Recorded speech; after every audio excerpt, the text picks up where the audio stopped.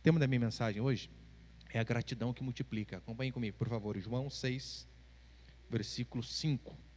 Diz assim a palavra do Senhor. Levantando então os olhos e vendo que uma grande multidão se aproximava, Jesus disse a Filipe: onde compraremos pão para que comam? Ele, porém, disse isso para colocá-lo à prova, pois sabia bem o que estava para fazer.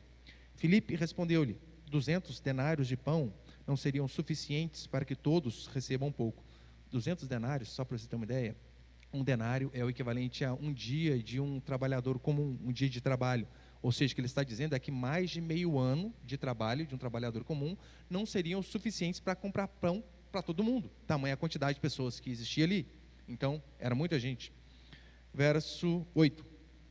Disse-lhe André, um dos discípulos, irmão de Simão Pedro: aqui está um rapaz que tem 5 pães de cevada e 2 peixinhos, mas que é isso para tanta gente?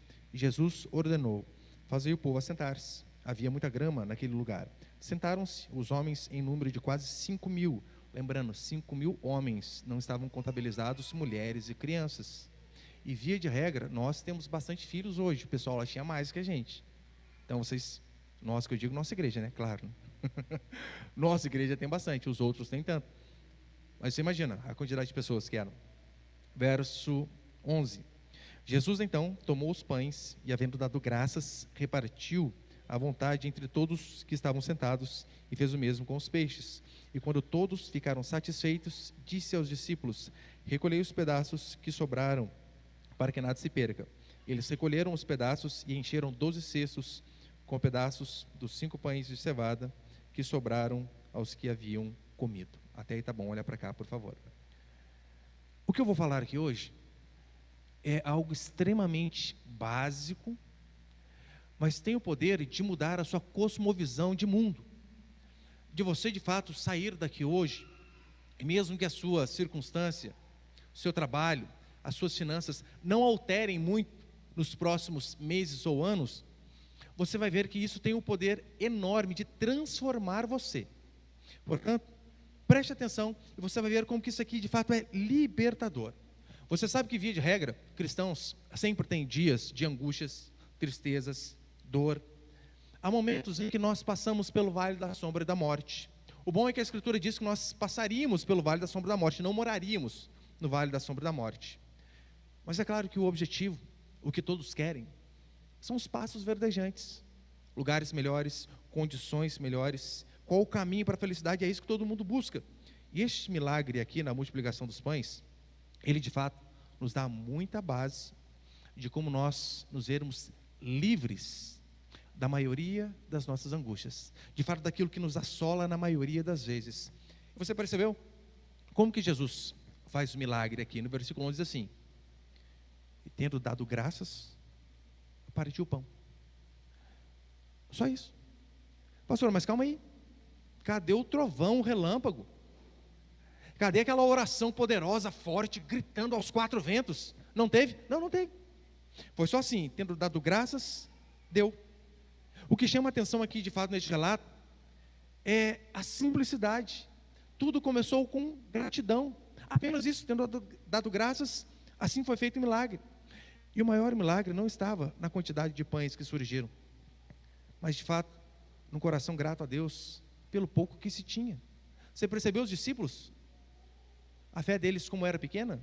O que é? 5 pães, 2 peixes. Até eles estão dizendo: Senhor, nessa o Senhor perdeu. Não dá. O que é isso aqui? Isso aqui é basicamente nada.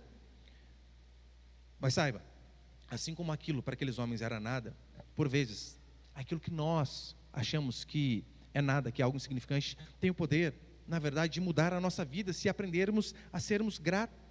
A sua felicidade genuína, ela não está no dia em que você conquistar sua casa nova, que Deus dê a graça de você conquistar, de você ter o seu carro zero, que você tenha, de você passar num bom concurso, ter um bom salário, ainda que todas essas coisas aconteçam na sua vida.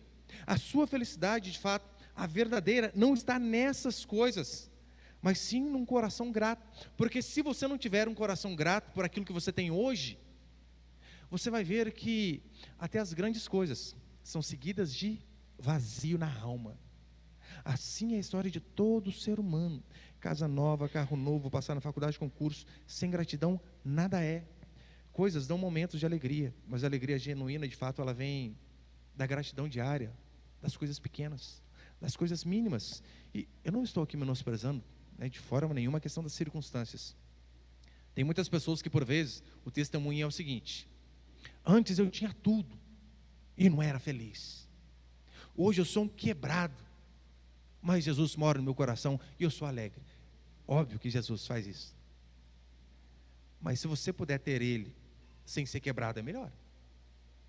Você não precisa perder tudo para você saber que de fato é Ele que te completa. Mas é necessário, até quando você tiver as coisas, saber que a alegria genuína vem dEle.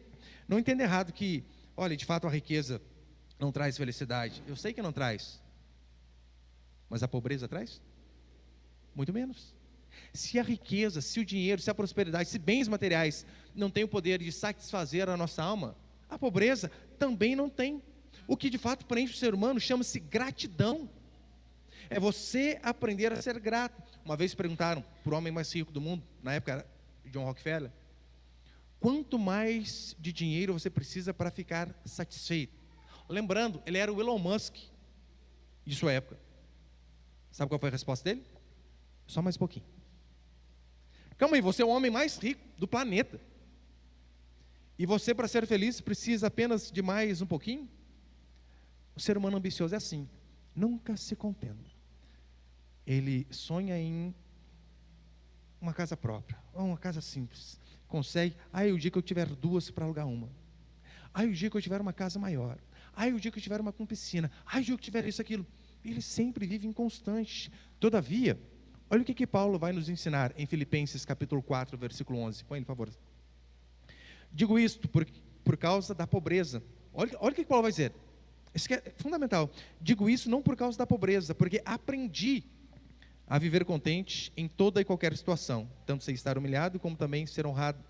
De tudo e em todas as circunstâncias já tenho experiência, tanto de fartura como de fome, assim de abundância como de escassez.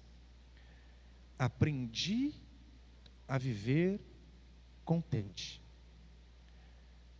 Gratidão é algo que se aprende, é algo que devemos exercitar para fazer a cada dia melhor. Felicidade você não encontra em algum lugar ou em alguma pessoa, mas você vai entender que a verdadeira felicidade, ela vem justamente de um coração grato.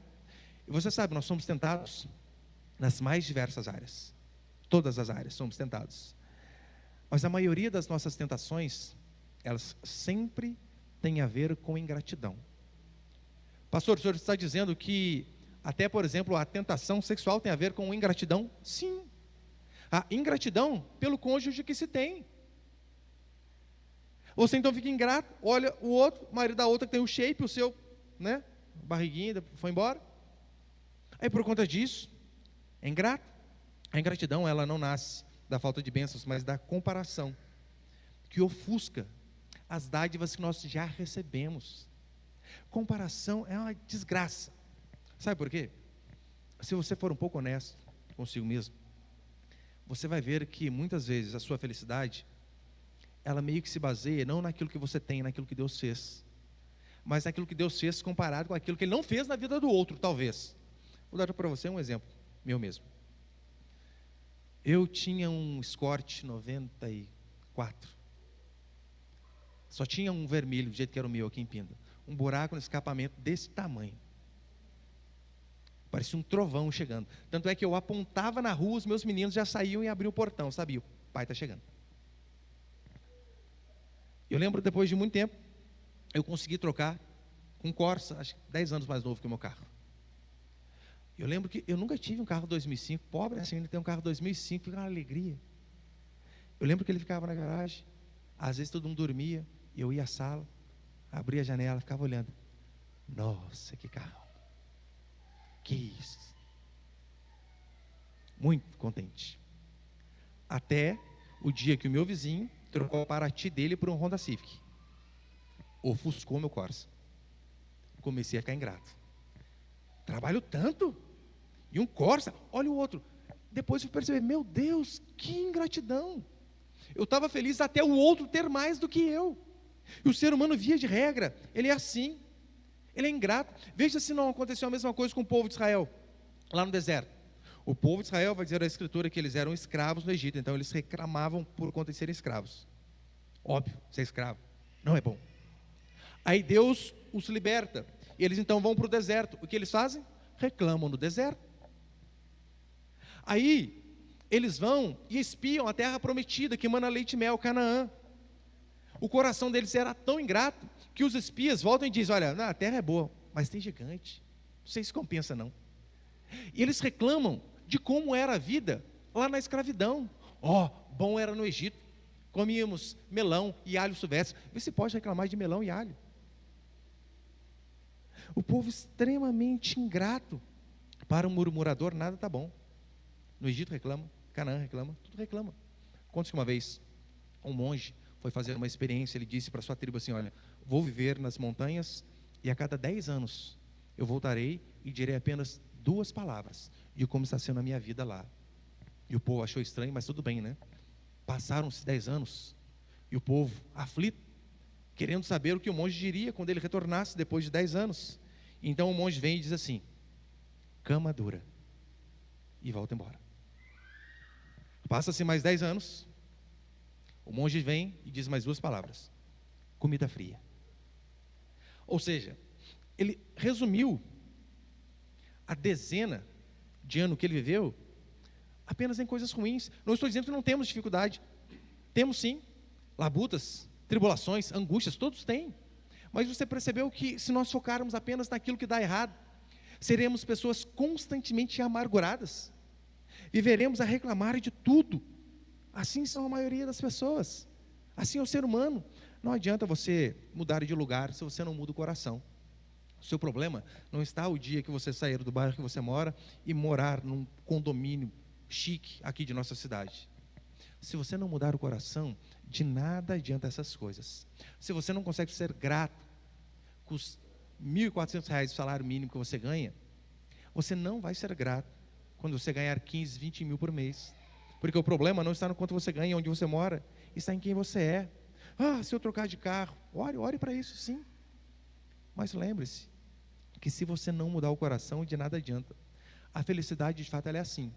Ela vai aonde nós estamos. Ela nos acompanha.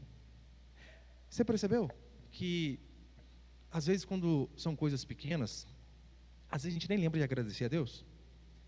Uma vez eu ouvi um moço dizendo assim: olha, o meu sonho, eu não lembro qual carro ele falou primeiro, ele falou, era ter tal carro e um Fusca. Eu falei, mas calma aí, Fusca não é carro? Porque ele separou, né, tal carro e um Fusca. Mas Fusca eu nem considero. Aí você pensa, pode alguém ser grato por um Fusca? Eu retruco, pode alguém ser grato por 5 pães? O que são 5 pães? Gratidão é fundamental. Agora, se você sempre acha que você merecia mais do que aquilo que você tem, provavelmente a sua vida vai de mal a pior. Eu quero passar alguns rápidos princípios aqui. Primeiro, põe ali, por favor. Primeiro, a comparação é inimiga da gratidão. Versículo 11, acompanhe comigo novamente, por favor. João 6, 11. Jesus então tomou os pães e, havendo dado graças, repartiu à vontade entre todos que estavam sentados e fez o mesmo com os peixes. Jesus distribuiu a cada um. O Evangelho de Marcos vai dizer que ele fez grupos de 100 e de 50 pessoas. E, sinceramente, a Bíblia não fala como foi essa distribuição. Se foi igualitária, se cada um recebeu 2 pães e meio. Não fala. Provavelmente, como foram os discípulos que distribuíram, é bem provável que alguns receberam um pedaço a mais, um pedaço a menos. Se satisfizeram, sim, mas provavelmente não receberam a mesma coisa. Porque na vida é assim. Não recebemos sempre a mesma coisa. A parábola dos talentos vai dizer, olha, não adianta, um é 5, outro é 2, outro é 1, é assim que funciona a vida. E tem uma parábola fantástica em Marcos capítulo 20, em Mateus 20, sobre a parábola dos trabalhadores. E, resumindo, ela é mais ou menos assim. O trabalhador, né, o patrão, ele sai para a rua e vê algumas pessoas desempregadas. Isso 8 horas da manhã. Ele diz assim, fulano, está sem fazer nada? Quer trabalhar? Na minha vinha? Vem trabalhar. 8 horas da manhã, aquele cara começa a trabalhar. Ele diz assim, vou combinar com o seu preço, R$100 o dia, tá bom? O cara concorda, tá ótimo, R$100. Ele então, meio-dia, encontra mais pessoas que estavam sem trabalhar. Ele diz, fulano, quer trabalhar para mim? venha e eu te pagarei aquilo que é justo. E aquela pessoa começa a trabalhar. No final do expediente, 5 horas da tarde, faltando 1 hora para acabar, ele vê outra pessoa sem fazer nada e diz: e você, quer trabalhar? Venha, e eu pagarei para você aquilo que é correto. Então, aqueles homens começam a trabalhar, e depois, no final do dia, aquele senhor chama-os para acertar as contas. E ele começa acertando as contas com aquele que começou a trabalhar por último, trabalhou apenas 1 hora. E quanto que ele dá para aquela pessoa? 100. 1 hora de serviço, 100zão. A Bíblia diz que quando aquele primeiro trabalhador vê que o último recebeu 100, ele fica extremamente feliz. Mas calma aí, se o fulano, que trabalhou apenas 1 hora, recebeu 100, imagina eu que trabalhei o dia inteiro. Hoje, de fato, eu fico bem. Diz a Escritura que aquele senhor o chama e dá a ele 100 reais, do mesmo jeito. Ele fica furioso. Como? Como isso pode acontecer? Eu suportei o sol do dia todo, a fadiga do dia todo trabalhando, e o Senhor me iguala a este homem que trabalhou apenas 1 hora? Aí o Senhor responde a ele: eu fui injusto contigo? Quanto eu tinha te prometido? Eu dei aquilo que eu prometi. Agora, qual o problema se eu quis ser mais gracioso com o outro? Porque Jesus, ele é assim. É claro, naquela parábola apenas aponta para Cristo. Jesus, ele é assim. Ele é justo com todos nós, até com os ímpios. Mas a sua graça, por vezes, é em maior medida a uns do que a outros. Vamos reclamar? Óbvio que não. Ele decide, ele é o Senhor, ele é sempre justo. Por isso que em Romanos 9, Paulo vai dizer assim, que o Senhor diz: terei misericórdia de quem me aprover, terei misericórdia. Agora eu pergunto a vocês: Deus foi justo com o diabo? Quando o diabo quis ser como Deus? Óbvio que foi justo. E com o ser humano, Adão e Eva, que tiveram o mesmo desejo no coração, ser como Deus. Com Adão e Eva, ele foi misericordioso. É assim o nosso Senhor. Na parábola dos trabalhadores, o que trouxe murmuração àquele primeiro homem, não foi aquilo que ele recebeu, mas foi aquilo que ele recebeu comparado ao que o outro havia recebido. Isto que trouxe angústia a ele. Porque a comparação de fato é algo do demônio. A comparação normalmente ela causa duas coisas em nós. Ou ela nos deixa orgulhoso, porque você se compara com fulano, se você tem mais, a tendência é você ficar soberbo. Ou quando você vê o outro que tem mais que você, e você é o que tem menos, a tendência é você ficar com inveja. Mas é sempre isso, o orgulho ou inveja. A nossa felicidade, ela é medida a maioria das vezes, não com base no que temos ou que somos, mas com base no que o outro tem, no que o outro é. Sabia que a classe média, via de regra, por exemplo, aqueles que ganham um pouco mais, às vezes o sonho deles é ter um carro zero para mostrar para a família: eu posso, eu consigo, nem que divida em 60 vezes. O pobre sabe que ele não vai conseguir comprar o carro zero, mas ele pega o Chevette dele, nada contra o Chevette, ele pega o Chevetão dele e mexe o adesivo. É velho, mas está pago, para mostrar para o parente rico. Que adianta ter um carro zero, mas está aí, cheio de dívida. Eu e você devemos aprender que a verdadeira felicidade está em não nos compararmos com outra pessoa, mas compararmos com aquilo que nós merecíamos. Sabendo que aquilo que merecíamos, todos, sem exceção, é o inferno e a condenação eterna. Deus ainda assim nos coloca numa casa de aluguel, num bairro não tão muito bom. Estamos no lucro, deveríamos estar morando no inferno. Portanto, todos nós temos motivos de sobra para sermos gratos ao Senhor. E se você for sincero, você vai ver que você também é um pouco assim. A sua ingratidão vem por conta de inveja. Já ouviu aquela frase, né? Olha, fulano está morrendo de inveja. De fato, a inveja faz isso, ela mata aos poucos, ela nos consome. O primeiro homicídio que a Escritura vai declarar é por conta de inveja. Um irmão mata o outro por conta de inveja. Tiago, já no Novo Testamento, capítulo 4, ele vai dizer assim: cobiçais e nada tendes, matais e invejais e nada podeis obter, viveis a lutar e a fazer guerras, cobiçais e nada tendes. A inveja, ela acaba com famílias, amizades, relacionamentos, tudo. Ela tem o poder de destruir todos os nossos vínculos e tudo aquilo que construímos de bom. Inveja, de fato, é um demônio terrível. Porque Deus, quando Ele fez o ser humano, Ele fez o ser humano do pó da terra. O diabo parece que o refez, de orgulho e inveja. E como que nós matamos a inveja, pastor? Como vencer isso? Primeira coisa, é você reconhecer que tem. O que já é muito difícil. Às vezes temos dificuldade de confessar a inveja em oração, só nós e Deus. Quanto mais para o pastor, para o líder de pequeno grupo, daí que a dificuldade ainda é maior. Mas a primeira coisa, reconheça que você tem, não tente negar. A confissão faz parte da mudança de coração, da transformação. Segundo, você deve reconhecer que o Senhor é bom e justo, independente daquilo que você tenha. Deus é sempre bom. Lembra Pedro? Pedro começa a reclamar, porque, olha, Senhor, falou como que eu vou morrer, tá bom, como que eu vou glorificar o teu nome. Mas esse fulano, apontando para João, né? Como vai ser o fim dele? Pedro começa a ficar preocupado com outro apóstolo. Jesus diz: Pedro, a ele cabe a mim, quanto a você, segue-me, e acabou. Então, não devemos esquecer que a comparação é inimiga da gratidão. Segundo, seja grato por tudo. 1 Tessalonicenses 5,18, Paulo vai dizer: em tudo dai graças. Por que em tudo dai graças? Porque a tendência é você e nós não sermos gratos com coisas normais, coisas aparentemente pequenas. A tendência, quando vemos um milagre, algo estrondoso, como Deus trazendo alimento via codornizes, pássaros, aí nós vemos Deus. Quando nós vemos Deus alimentando o seu povo com o maná, aí nós vemos Deus. Quando nós vemos Deus abrindo para o povo passar com o pé enxuto, aí nós vemos Deus. Mas quantos conseguem ver Deus? Nas coisas mais ordinárias da vida, nas coisas mais comuns da vida. Vocês lembram quantas vezes Jesus andou pelas águas? Lembra? Dá uma dica. Uma única vez ele andou sobre as águas. Quantas vezes ele andou de barco? Inúmeras vezes. É fácil nós vermos o livramento quando a gente fala assim: pastor, fui trabalhar esse dia, essa semana, terça, quarta, mas quase sofri um acidente.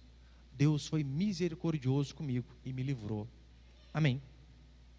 Mas quantos conseguem ver Deus em meses, anos, indo e voltando do trabalho, indo e voltando do trabalho, nada acontecer?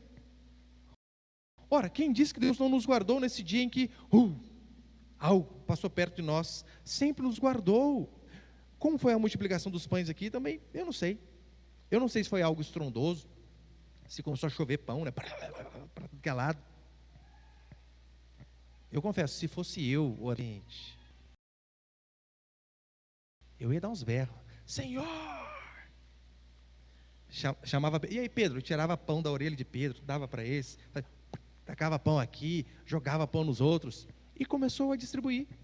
Eu não sei se aquele cesto, né, virou um cesto sem fundo, onde nunca mais acabava, mas a Bíblia não diz, simplesmente deu graças e multiplicou, e teve comida para todo mundo. Você pode não perceber, mas Deus constantemente faz milagre na minha e na sua vida, todo santo dia. Eu já falei para os irmãos, vou falar de novo. Eu dou os mesmos exemplos, sabe por quê? Porque é essa a dificuldade de ser um pastor local. Esses dias, né, estava tendo uma reunião lá em casa, e minha família reclamando de mim. Minha esposa e os meninos: pai, a gente não aguenta mais esses exemplos. O senhor começa a falar de tal coisa, a gente sabe, vai falar isso, aquilo outro.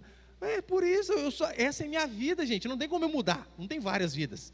Então são esses exemplos que eu dou. Eu falei: por causa disso eu vou falar no culto para vocês se envergonharem. Vocês vão, Eu falei: se você já me ouviu, ouve de novo. Fazer o quê? Essa é minha vida, assim funciona. Mas se você não consegue ser grato por pequenas coisas, você não vai ser grato por nada. Uma vez o meu filho Samuel estava perguntando para mim o que era milagre, e eu comecei a dar alguns exemplos para ele, né? Isso, aquilo outro. Aí eu falei assim: olha, mas o simples fato de você acordar toda manhã e abrir os olhos, isso é um milagre. A resposta dele: não, mas esse milagre eu não preciso, esse eu sei fazer sozinho. É que para ele, na época, né, mais criança, para ele, não, pai, foi uma coisa mais difícil, isso aí eu dou conta. Mas o ser humano é assim. Ele não consegue ver Deus nessas coisas. Há muitos que não conseguem abrir os olhos de manhã. Você consegue ver Deus de fato nas pequenas coisas? Se um dinheiro cai do céu na sua cabeça, óbvio, é Deus provendo. Mas se você trabalha o mês inteiro, aguentando aquele patrão, por vezes, carne de pescoço, e você recebe, depois de 30 dias, o seu suado dinheiro, por conta do seu trabalho, isso também é Deus provendo a sua vida. Olha, esse emprego aqui, uma vez o irmão dizendo para mim, trabalho numa multinacional, e tem apenas um curso de técnico, de mecânica, alguma coisa assim. E ele falou, pastor, isso aqui foi Deus abrindo porta para mim, porque este meu cargo, eu acho que era para engenheiro, alguma coisa assim, e eu técnico estou nessa função. É óbvio que é Deus. Mas se você se dedica boa parte da sua vida estudando, se você, através disso, constrói um bom currículo, passa num bom concurso, ou consegue, sei lá, trabalha numa boa empresa, foi Deus da mesma forma.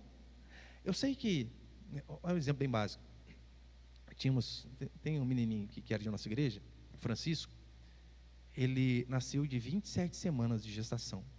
O menininho nasceu com 870 gramas, 870, 810, não lembro. Eu lembro de ter ido visitá-lo na UTI, ficou 70 e tantos dias na UTI, e tipo assim, o fêmur dele, sem exagero, era o meu dedo aqui, ó, a perninha dele, a ponto de eu olhar assim, aquele menino na UTI, e magro, dá para ver quase o que tinha dentro dele. Eu olhar e dizer, Senhor, só um milagre. E graças a Deus, ele fez 2 anos esses dias, 2 anos. Hoje em dia, normalmente, bagunça de montão. É fácil você ver Deus através de uma criança que nasce de 27 semanas. Por exemplo, o último bebê que nasceu, que foi da Vitória, né? Está com quantos dias o Isaac, Vitória? Deu 1 mês já? 1 mês, está com 1 mês. E eu lembro que a Vitória grávida, toda vez eu perguntava para ela, ei Vitória, está passando mal? Eu falei, não. Perna inchada? Não. Está conseguindo dormir? Sim. Eu falei, louco, mas nem parece estar grávida. Que gravidez Nutella que é. Eu brincava com a Vitória constantemente, né? Eu falei, mas eu nunca vi você vomitando uma vez aqui na igreja, mano. Que é isso? Negócio que chama o Hugo, sai vomitando, correndo. Aí nós vemos Deus através de uma criança que nasce de 27 semanas. Mas numa irmã que teve uma gravidez tranquila, nada de sofrimento, a criança nasceu tudo certo, 2 dias veio para casa, a gente não consegue ver Deus. É Deus da mesma forma.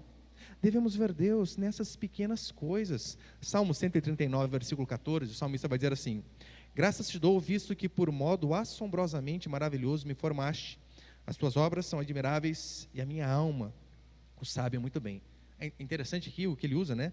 Assombrosamente maravilhoso. Muitas pessoas dizem, olha, eu queria ver Deus mais vezes. Comigo já é diferente, né? Eu vejo Ele em todo lugar que eu olho, Deus está sempre ali. Como não ver Deus através da formação de um bebê, gente? 2 células que se unem, que vira 4, que vira isso, que vira aquilo, e de repente está correndo aqui na igreja. Como não ver Deus? Nós vemos. A tristeza e a angústia de muitos começam quando eles veem o que Deus fez, só que eles não conseguem desfrutar. Eles até veem, mas não desfrutam. Veja, no século XIX, se eu não me engano, nos Estados Unidos teve a corrida do ouro, então as pessoas vendiam suas casas, propriedades, para ir onde as pessoas estavam conseguindo capturar ouro, extrair ouro. E eu li uma história uma vez de uma família, que ela vendeu a sua casa para ir para essa região onde o pessoal estava extraindo ouro. Vendeu a casa e não conseguiu nada de ouro. Depois descobriram que havia muito ouro debaixo da casa deles. Que absurdo. Não aprenderam a desfrutar daquilo que eles tinham. A bênção, portanto, ela não vem, na maioria das vezes, do jeito que imaginamos. A bênção, ela vem, muitas vezes, de forma simples, de forma monótona, por vezes de forma ordinária. É interessante quando João ele vai falar sobre Jesus Cristo, ele diz, vimos a sua glória. E convenhamos, não era simples de ver a glória de Deus no filho do carpinteiro. Lá em casa eu tenho 5. Imagina Jesus Cristo. Ele cresce, aí do nada ele diz, sabe aquele sobre o qual Moisés falou?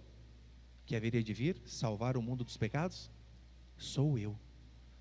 Por isso que os irmãos dele não criam nele. Não tinha como. Imagina lá em casa. Do nada, Cauã volta um dia da Balduco. Pai, preciso conversar com vocês. Fala, moleque. Eu já não dou atenção, né? O que foi? Eu sou Deus, Salvador do mundo. Cala a boca, está cansado, vai dormir. Você imagina como Samuel, Arthur, Heitor, Maria Cecília acreditaram no irmão mais velho. Mas nós, por vezes, não percebemos Deus dessas formas. É fácil você ver um Deus que abre o mar e um Deus que usava fraldas, como Jesus Cristo. É fácil você ver um Deus onipotente. Mas e Jesus? Falando, calma aí, gente, vamos parar com o futebol um pouquinho, preciso ir ao banheiro. Porque ele ia. Como ver Deus aí? É fácil você ver um Deus todo-poderoso que reina e governa sobre o universo. Mas um Deus cansado, dormindo no barco na hora que o povo mais precisava dele. Era Deus da mesma forma. Imagina o João Batista que cresceu com Jesus, de repente. Jesus, o que você tomou, hein?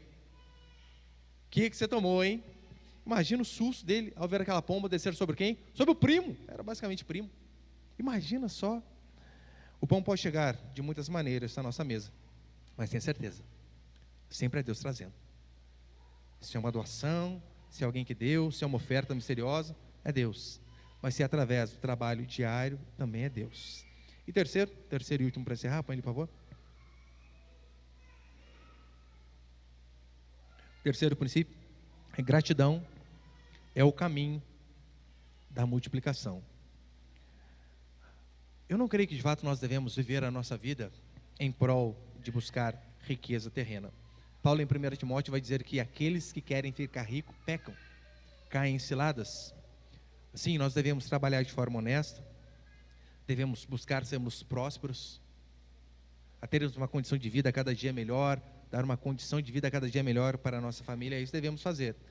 Mas a riqueza, ela não deve ser o alvo da nossa existência, mas de jeito nenhum. Só que infelizmente cristãos modernos, eles costumam ver o sinal da bênção de Deus como cifras, bens materiais, quantidade que se tem no banco ou investida. Tanto é que a promessa de muitos pastores hoje em dia gira em torno apenas de bênçãos materiais. Eles se esquecem que aquele que prometeu os reinos deste mundo não foi Jesus, mas foi o diabo. Então não foque todo o seu esforço nas coisas aqui, porque os crentes modernos, eles têm mudado o seu estilo de pensar e de ver as coisas. Se Davi no Salmo 23 diz que, olha, não me faltará refrigério na alma, os cristãos interpretam isso como não me faltará dinheiro no banco, mas não é esta a promessa. Se Davi no Salmo diz, olha, não me faltará uma vereda de justiça para o céu, os cristãos modernos olham para o mesmo Salmo e dizem, olha, não me faltará um caminho de sucesso ao estrelato aqui na terra. Enquanto Davi diz, olha, habitarei na casa do Senhor para todo sempre, eles interpretam isso como habitarei em Alphaville ou Morumbi, porque essa é a promessa do Senhor para mim. É um absurdo. Eu digo com isso que o dinheiro é ruim, que devemos ser franciscanos? Claro que não. Claro que não.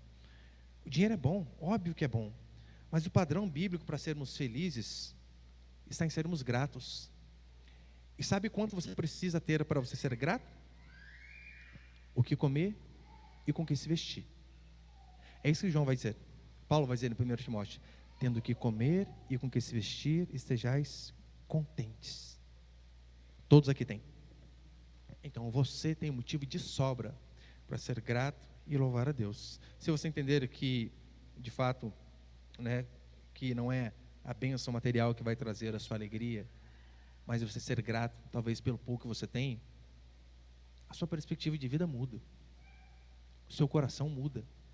Uma vez, Jesus encerrando, eu li sobre uma senhora, ou na verdade, um evangelista testemunhando que ele foi pregar numa tribo, não sei de onde lá, e havia naquele lugar muitas pessoas que tinham lepra, como se fosse a hanseníase. E, por exemplo, lembra aquele, acho que era escultor, né? Aleijadinho e tantos outros tinham lepra, o dedo caía, às vezes era um pedaço da orelha caía, a pessoa ia de fato se desfigurando. Então, este pastor, este missionário, ele disse que ele chegou neste lugar e viu uma senhorinha toda desfigurada, sem nariz, os dedos todos no toquinho, e ele estava ali no culto para começar a cantar, a louvar, e disse assim, olha, algum de vocês querem escolher uma música para a gente cantar? E aquela senhorinha sem dedo levantou o toquinho da mão dizendo assim: canta aquela música, conta as bênçãos.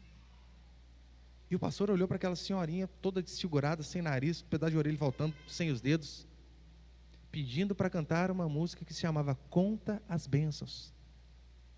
Aí o obreiro que estava do lado dele, depois que acabou, falou assim: ei, pastor, você não vai conseguir mais cantar essa música, hein? Talvez pensando por conta de ver aquela mulher toda desfigurada. E o missionário respondeu assim: vou conseguir cantar sim, só não vou conseguir cantar do jeito que eu cantava antes, mas vou cantar com um coração totalmente diferente. Porque como pode pessoas numa situação de miséria, desgraça e numa situação física deplorável ainda assim serem gratas a Deus? É assim que eu e você devemos ser. Não valorize só o que você tem, mas valorize principalmente quem você é em Cristo. É assim que eu e você devemos fazer. É por isso que Davi, no Salmo 139 que nós lemos ali, ele diz: graça te dou, visto que de modo assombrosamente maravilhoso me formaste. Você percebeu que a gratidão de Davi não é por todo ouro e prata que Deus deu a ele? E olha que ele tinha muito. Davi é grato pelo quê? Senhor, graças te dou pela forma que me formaste.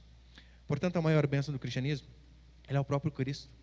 É por isso que Agostinho, ele disse assim: tu, ó Deus, nos criaste para ti mesmo, e a nossa alma está desassossegada até que encontre repouso em ti.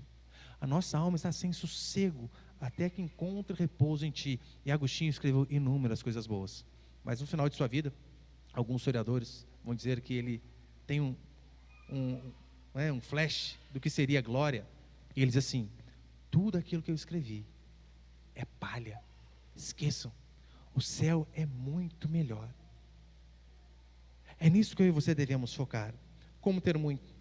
Como não ser um mendigo espiritual? Ora, não sendo ingrato, aprendendo a agradecer a Deus tudo o que Ele tem nos dado, aprender a negar a si mesmo, assim, aprender a entregar tudo que se tem. Não foi isso que aconteceu com esse rapazinho aqui? Ele deu de fato tudo que ele tinha. Não era muita coisa, né? Mas de fato era tudo que ele tinha: 5 pães e 2 peixes. E aqueles 5 pães multiplicaram nas mãos de Jesus Cristo e deu para muita gente. Eu fiz uma conta básica aqui, só para terminar. 5 pães, a média do pão hoje é R$1, né? Pelo menos lá no meu bairro é R$1.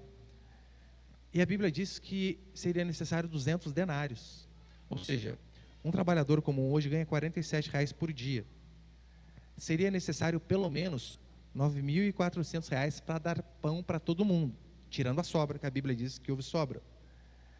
Agora, você percebeu que por conta daquele menininho entregar tudo que ele tinha, aquilo fez um bem não apenas para ele, mas para uma multidão que estava ao seu redor? É assim que funciona. Quando nós de fato entregamos a Deus tudo que temos e tudo que somos, por que você ainda não confia em entregar a Ele a sua vida? Eu digo não apenas o dinheiro, não. O dinheiro é uma pequena parcela do que nós somos, do que temos. Mas se nós nos entregarmos por completo ao Senhor, pode ter certeza, você não vai viver angustiado, triste, sabendo aquilo que Cristo fez por você. Independente daquilo que você tenha, você vai levantar todas as manhãs dizendo: Senhor, obrigado. Que Deus possa dar a mim e a você, meus queridos irmãos e irmãs, esse coração que vê o Senhor nas pequenas coisas, nas coisas ordinárias da vida. Que tenhamos um coração grato por tudo que Ele já fez, e não fiquemos de comparação pensando: olha, quando eu tiver aquilo lá, aí eu vou ser feliz. Não. Que o Senhor transforme o nosso coração para que sejamos felizes com aquilo que temos hoje. Amém?